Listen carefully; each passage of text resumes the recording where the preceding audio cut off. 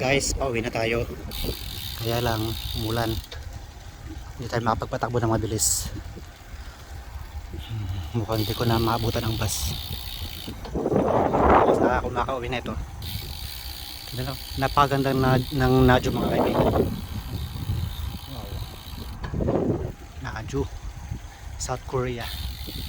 Ayan o. Umulan kanina dito. Kaya basta ang daan. Hindi natin maaaring bilisan papatakbo dahil puro talsik ang abutin natin.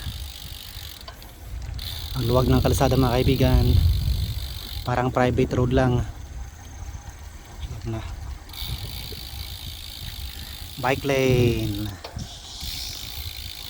kaya kita mo naman hindi lang siya bike lane,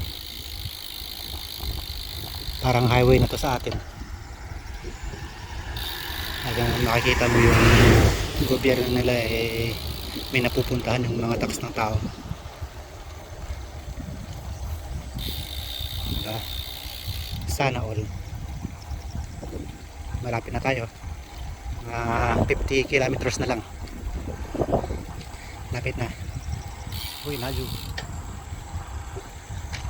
sana maabutan natin yung biyahe. Kung hindi, matutulog tayo dyan kahit saan.